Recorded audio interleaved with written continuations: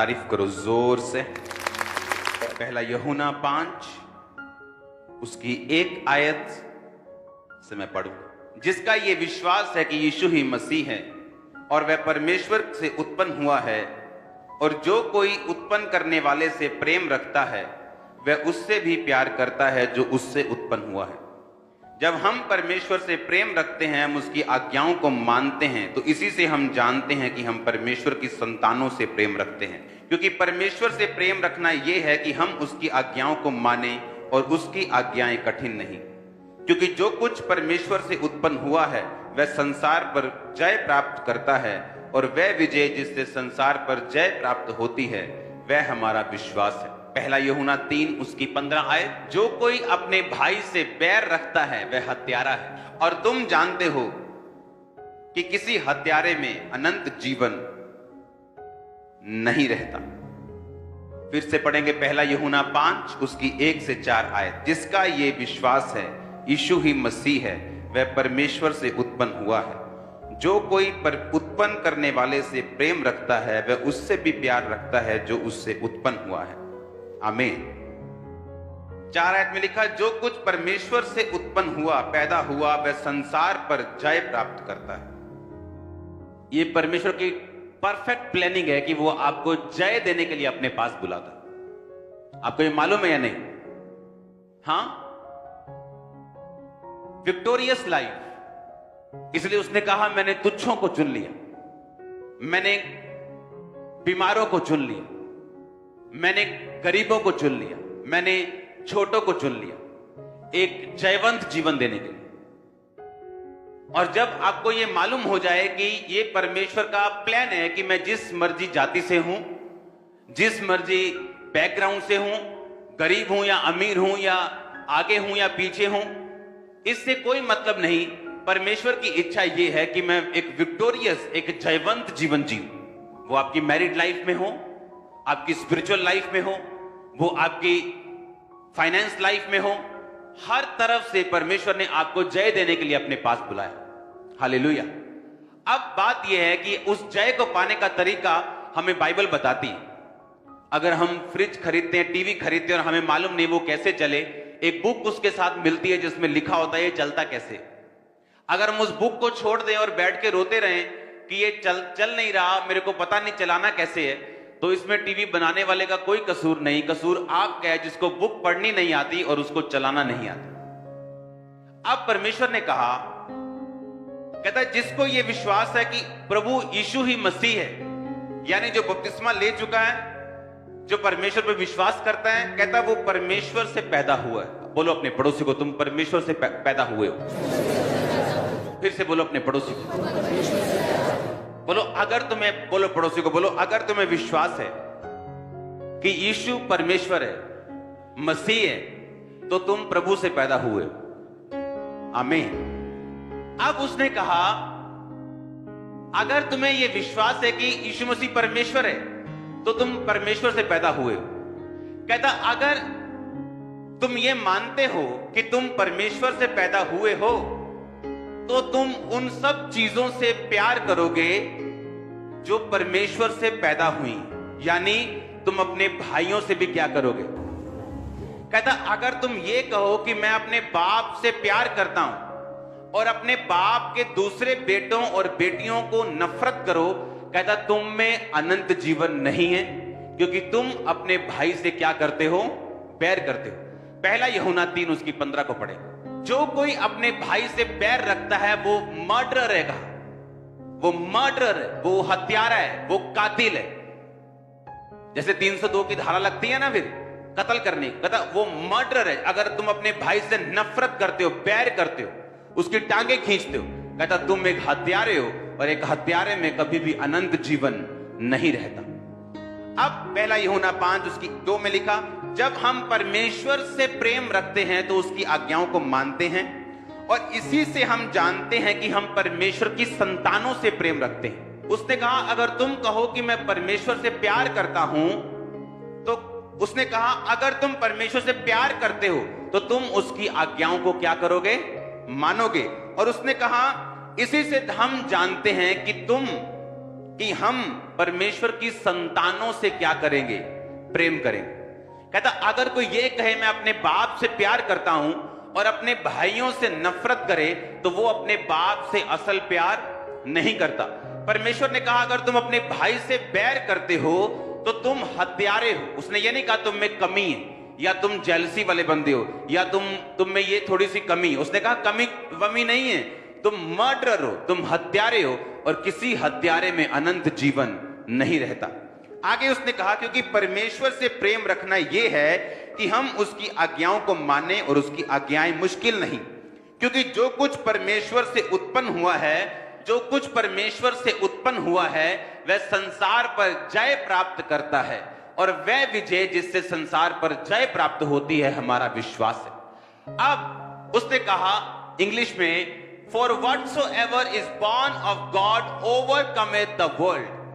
जो कुछ परमेश्वर से पैदा हुआ वो संसार पर जय प्राप्त करता है। प्रॉब्लम कहां पे? आप चाहे जानते हो चाहे ना जानते हो, पर शैतान इन वचनों को जानता है। आपको मालूम, वो इन वर्ड्स को जानता है। इसीलिए जब वो यीशु मसीह के पास आया और उसे मालूम था कि मैं यीशु मसीह को आके ऐसे ही कुछ नहीं कहूंगा, मैं उसको ऐसे नहीं भरमा सकता क्योंकि ये वचन का जानकार है, उसने यीशु मसीह को आके बोला अगर तू परमेश्वर का बेटा है तो अपने आप को इन चर्च की इस भवन की ऊपर से नीचे गिरा दे, अपने आप को यहां से नीचे गिरा दे, तो तेरे वचन में लिखा है तेरे पिता के कि तेरे दूत आएंगे और तुझे संभाल ले। और परमेश्वर जो वचन जानते थे उसने कहा शैतान ये भी लिखा है कि तू अपने परमेश्वर और प्रभु की कभी भी परीक्षा ना कर। जब पौलुस के हाथ में सांप ने डंक मारा था तो पौलुस सांप से पंगे नहीं ले रहा था, वो जंगल में जाके कोबरा नहीं पकड़ा था कि देखदा मैं केड़ा सांप मेनू पड़ता। बाइबल कहती वो आग जलाने के लिए लकड़ियां बटोर रहा था और अचानक सांप ने काटा और उसको कुछ नहीं हुआ। वो शैतान के पास नहीं गया। शैतान अगर आपके पास आता है तो परमेश्वर आपको बचाएगा, लेकिन खुद शैतान के पास नहीं जाना। ये बात परमेश्वर को मालूम थी और बाइबल कहती है यीशु मसीह ने कहा लिखा है शैतान की तू कभी अपने प्रभु अपने परमेश्वर की परीक्षा ना कर। इसका मतलब क्या कि अगर आप वचन नहीं जानते तो शैतान इन्हीं वचनों का इस्तेमाल वो आपके खिलाफ करता है। और बाइबल कहती है कि जो कुछ परमेश्वर से पैदा हुआ, जन्मा, बॉर्न हुआ, वो संसार के ऊपर क्या प्राप्त करता है? जय प्राप्त करता है। इस संसार के ऊपर क्या प्राप्त करता है? जय। इंग्लिश में लिखा ओवरकम है। अब ओवरकम वर्ड जब यूनानी भाषा में लिखा गया उसका मतलब हम पढ़ेंगे अपनी स्क्रीन के ऊपर। उसका मतलब है निकाओ। निकाओ का मतलब subdue, overcome, prevail, get the victory. और निकाओ शब्द निकला नाइक शब्द से। नाइक का मतलब है मीन्स ऑफ सक्सेस, विक्ट्री। परमेश्वर ने कहा अगर जब हमें यह बात मालूम नहीं होती कि वचन में ही हमारी जय है, हम अगर वचन को नहीं जानेंगे, नहीं समझेंगे तो हम जय प्राप्त नहीं कर सकते। क्योंकि आज लोग ये नहीं जानते, परमेश्वर ने कहा अगर तुम मुझसे पैदा हुए हो तो तुम संसार पर क्या प्राप्त करोगे? जय, ओवरकम कर जाओ। शैतान तुम पे अटैक करेगा, तुम्हारे फाइनेंस के ऊपर, तुम ओवरकम करोगे। वो तुम्हारी सेहत के ऊपर अटैक करेगा, तुम जय पाओगे। तुम्हारी मैरिज पे कर सकता है, जय पाओगे। तुम्हारे घर पे कर सकता है, तुम्हें हरा नहीं पाएगा वो, तुम हमेशा ओवरकम कर जाओ। एवरी टाइम 100 में से 100 बार तुम जीतोगे। परमेश्वर ने कहा तुम इस संसार के ऊपर धड़ल्ले से जय प्राप्त करोगे। पर कहता उसका एक तरीका है, उसका एक तरीका है। उसका तरीका परमेश्वर ने निशानी दी है। कहता जो कुछ कोई मुझसे पैदा हुआ वो संसार पर क्या प्राप्त करेगा? जय प्राप्त करेगा। आज 17 जनवरी है ना, 17 है ना आज मेरी एंगेजमेंट हुई थी। हाँ अब सुनो ध्यान से। 5 जनवरी मेरा बर्थडे था बर्थडे।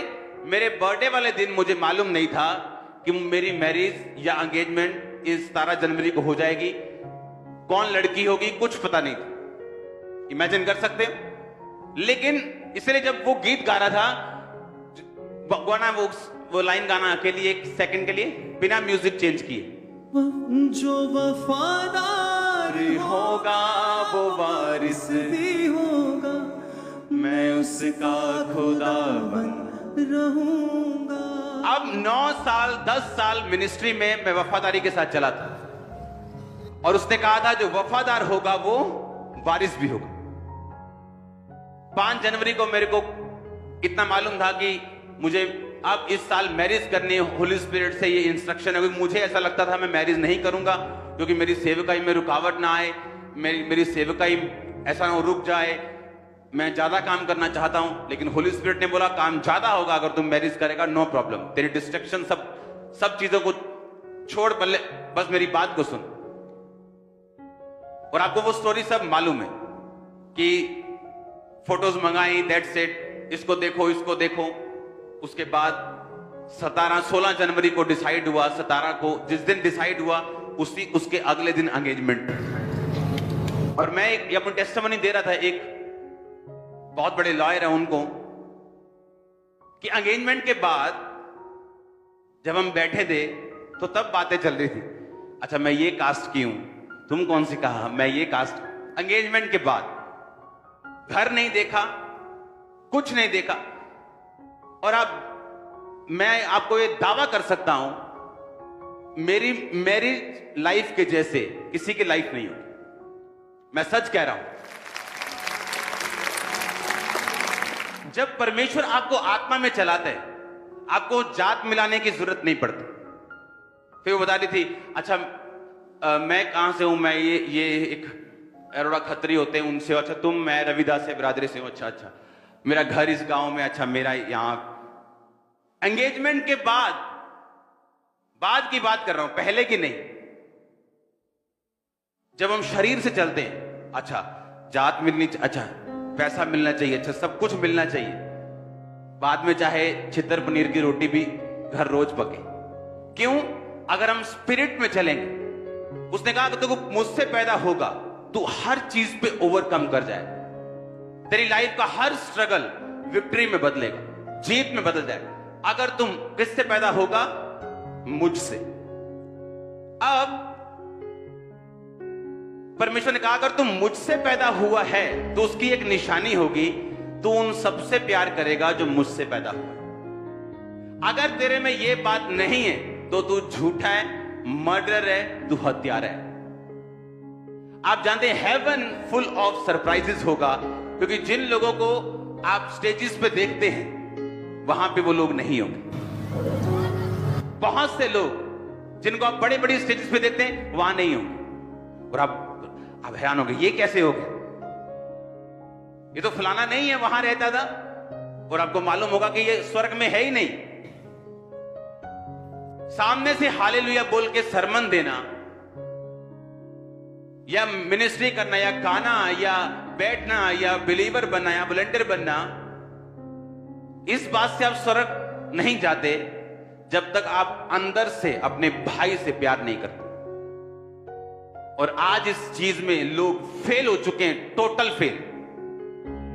और परमेश्वर क्या कहता है? और नुकसान किसका है? नुकसान उसका नहीं जिससे नफरत की जा रही, वो हमेशा आपको बढ़ता मिलेगा। नुकसान उसका है जो नफरत कर रहा है, क्योंकि परमेश्वर ने कहा फिर तुम में अनंत जीवन नहीं रहेगा। जब वो अपने फाइनेंस में चलेगा, उसको तरह तरह के एक्सक्यूज मिलेंगे। अच्छा ये अगर ये होता ना तो फिर आप चक देना ही काम, जे ऐसा होता ना यार फिर सेट हो जाना ही काम। अपनी फैमिली में, अपनी लाइफ में, अपने आसपास उसको वो कभी वो रिलीज, वो ब्लेसिंग, वो फ्लो कभी नहीं मिलता जिसकी वो एक्सपेक्टेशन रखता है परमेश्वर से कि ऐसा मेरी लाइफ में हो, या मेरी फैमिली में हो, या मेरे फाइनेंस में हो, या मेरी मिनिस्ट्री में हो। उसको कभी ऐसा नहीं मिलता, क्योंकि अनंत जीवन, इटर्नल लाइफ, जो सिर्फ स्वर्ग से शुरू नहीं होती, जिस दिन आप क्रिश्चियन बनते तब से शुरू होती। वो आपके फाइनेंस में फ्लो करती, आपके शरीर में फ्लो करती, वो आपके परिवार में फ्लो करती, आपके मानसिक जीवन में फ्लो करती, स्पिरिचुअल लाइफ में फ्लो करती। और जब वो आपकी लाइफ में फ्लो करना शुरू करती है, आपकी लाइफ में लाइफ बढ़ती, आप जीवित होते हैं, अपनी हर एक पहलू में, हर एक चीज में आप जीवित होते हैं। और जब आप बैर करते हैं, नफरत करते हैं, वो आप नहीं जानते वो चीजें गायब हो जाती।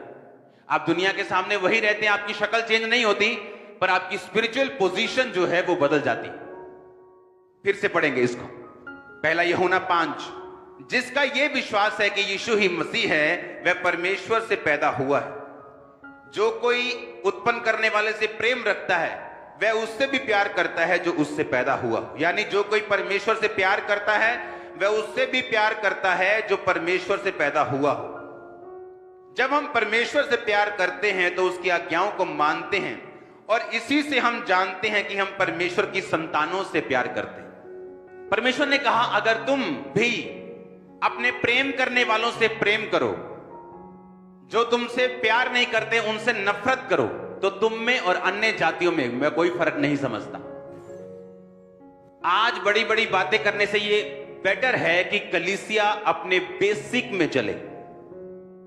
एक मकान पे अच्छे से अच्छा पेंट, अच्छे से अच्छा ईंटें, सरिया, अच्छा फर्नीचर, बेस्ट सीलिंग लगा के अगर उसका बेस कमजोर छोड़ दोगे तो एक दिन उल्टा और शर्मिंदगी होगी, क्योंकि लोग बोलेंगे कि क्या बेस्ट से बेस्ट सामान लगाया लेकिन मकान ढह गया।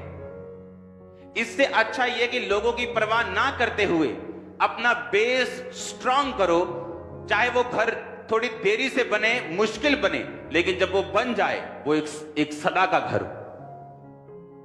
और ऐसा करने के लिए प्रभु ने आपको अपने पास बुलाया। परमेश्वर ने कहा अगर तुम मुझसे प्यार करोगे तो मुझसे जो जन्मा है तुम उससे भी प्यार करोगे। चाहे वो तुम्हारे साथ सेम विश्वास नहीं शेयर करता तो भी, उसकी डॉक्ट्रिन थोड़ी अलग हो तो भी, अगर वो तुम्हारे साथ सहमत नहीं है तो भी, पर कहता अगर तुम प्यार करते हो तुम एक मर्डरर हो। परमेश्वर तुम्हें एक मर्डरर की निगाहों से देखते। आज प्रॉब्लम पता क्या है चर्च में? आज प्रॉब्लम यह है कि जब एक पापी चर्च में आता और छाती पीट के बोलता, रो के कहता खुदाबंद मैं पापी हूं, और लिखा चुंगी, एक बंदा आता और बोलता है कि परमेश्वर ये चुंगी लेने वाला जो कह रहा है ना मैं पापी हूं, मैं इससे बड़ा अच्छा हूं। आप प्रेयर करी दिया, पता हम प्रेयर करते हैं, पता दान कितना देते हैं, और परमेश्वर ने कहा वो धर्मी और तू पापी। हम जितना मर्जी अच्छा काम कर ले, जब तक हमारा टीचर हमारी कॉपी चेक करके उस पर गुड नहीं लिख देगा तब तक वो सस्पेंस बना रहता है। हाँ या ना? हम जितना मर्जी अच्छा करें, जब तक हमारा टीचर उस पर वेरी गुड नहीं लिखता, उसे पास नहीं करता, तब तक वो पास नहीं।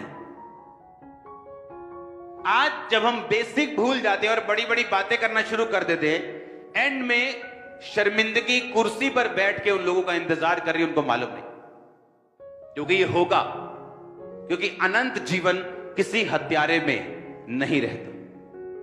वो लाइफ नहीं रहती जो आपकी हड्डियों में बहनी, वो लाइफ नहीं रहती जो आपके फाइनेंस में बहनी, आपकी लाइफ में, फैमिली में बहनी, वो लाइफ नहीं रहेगी आपकी लाइफ में अगर आप प्यार करेंगे तो।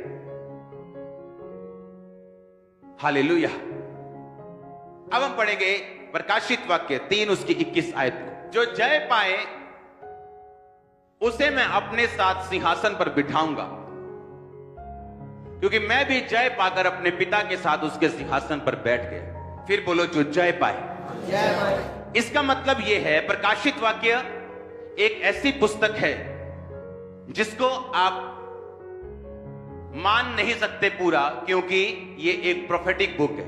ये तो होना है। अब ये सिर्फ पढ़ने से ही आपको ब्लेसिंग मिलती है, बोलने से ही ब्लेसिंग मिलती है, इसको सिर्फ देखने से ही ब्लेसिंग बाइबल कहती है आपको मिलती।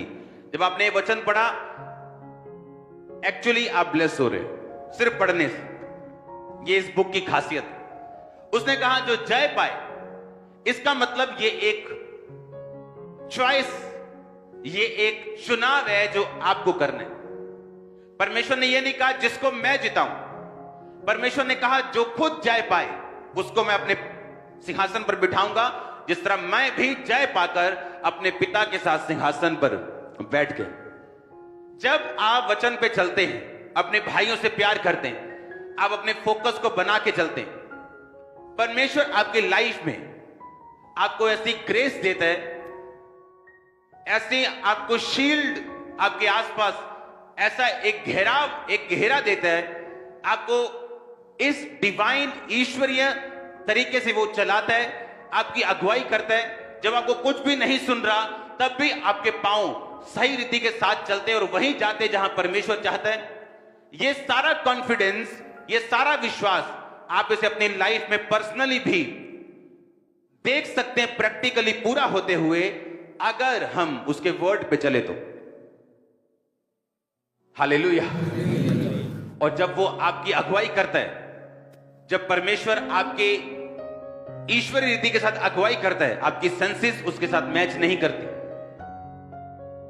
गिदोन को लगता था मुझे और लोग चाहिए, मुझे और लोग चाहिए ये बड़ा काम करने के लिए। परमेश्वर कहता नहीं, ये हजारों में से तुझे कुछ सैकड़े लोग चाहिए जो चपड़ चपड़ पानी पिए, उनको साथ ले जा।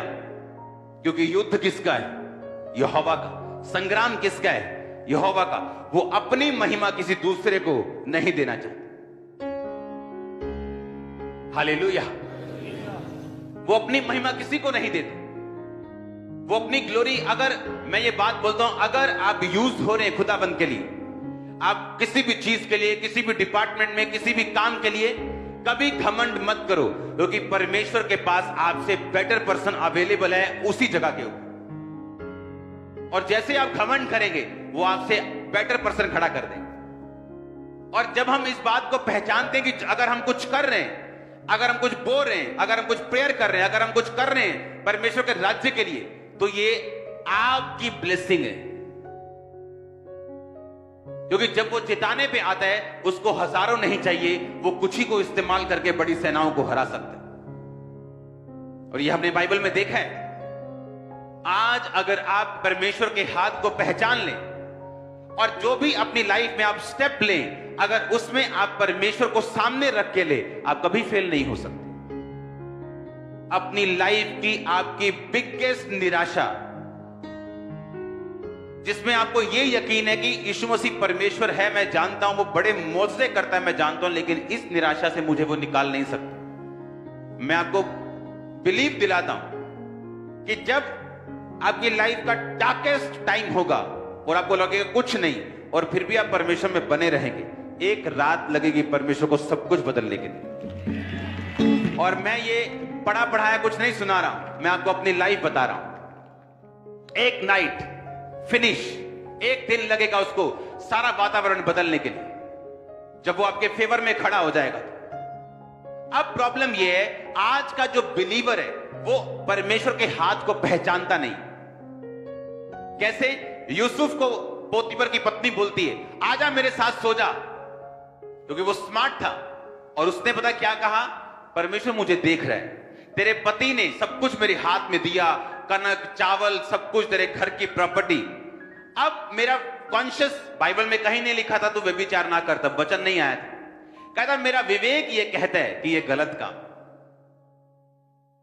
बाइबल में कहां लिखा अफीम ना खाओ? लिखा कहीं?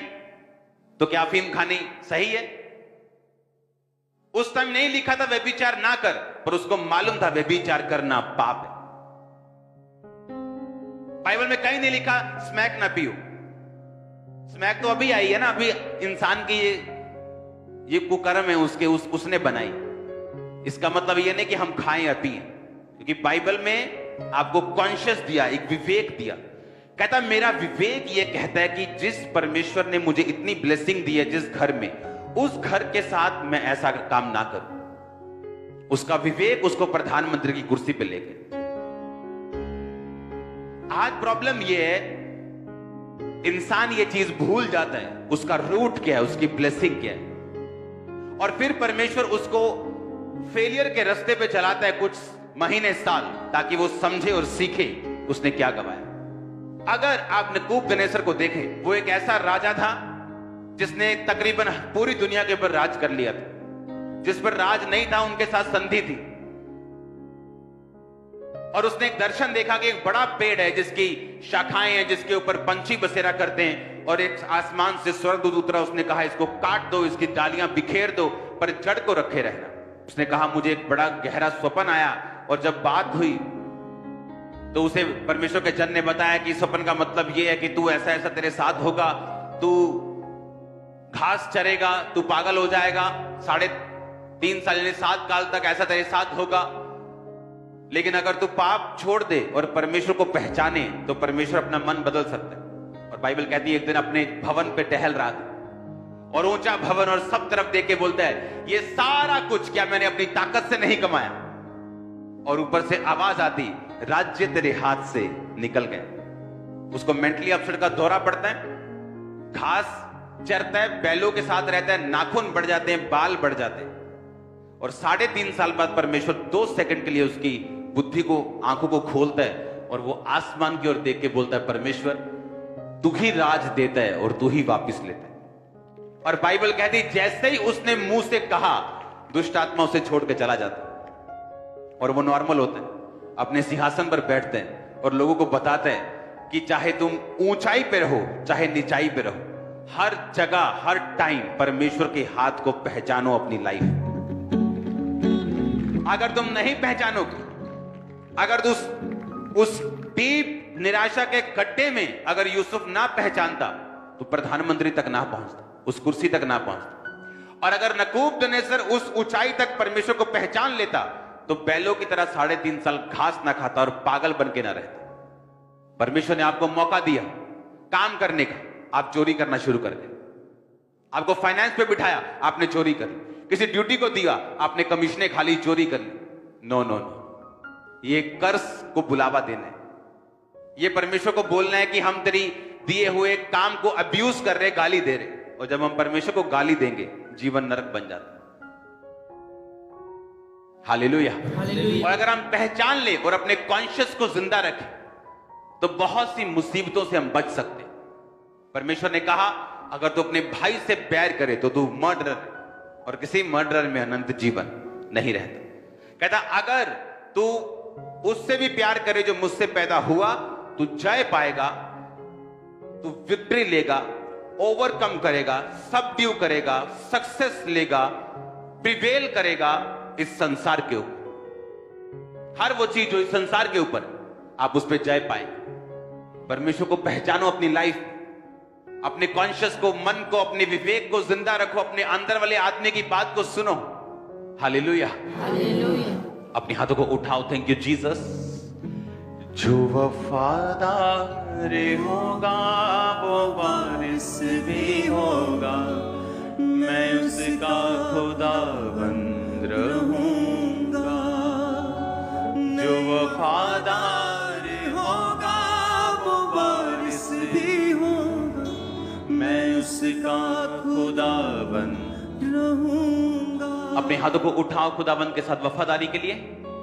अपने गुनाहों की क्षमा मांगो, माफी मांगो, क्लीन लाइफ मांगो, साफ जिंदगी, क्लीन जिंदगी, कॉन्शियस अपना जीवित खुदाबंद को बोलो कि वो करे। अपने गुनाहों की क्षमा मांगो, क्योंकि बाइबल ऐसा कहती है जब पाप आता है, जब हम कॉन्शियस से नहीं चलते तो शर्मिंदगी उसके बाद फॉलो करती। खुदाबंद को बोलो, खुदाबंद मुझे हर एक शर्मिंदगी से बचा, मुझे जय दे खुदाबंद। मैं अपने भाई से प्यार करता हूं, मैं अपने विवेक के अनुसार चलता हूं। हिलाओ अपने हाथों को और मांगो परमेश्वर। आज ग्रेस यहां पे मौजूद है, उस वफादारी के अभिषेक और उसके मसे को मांगो।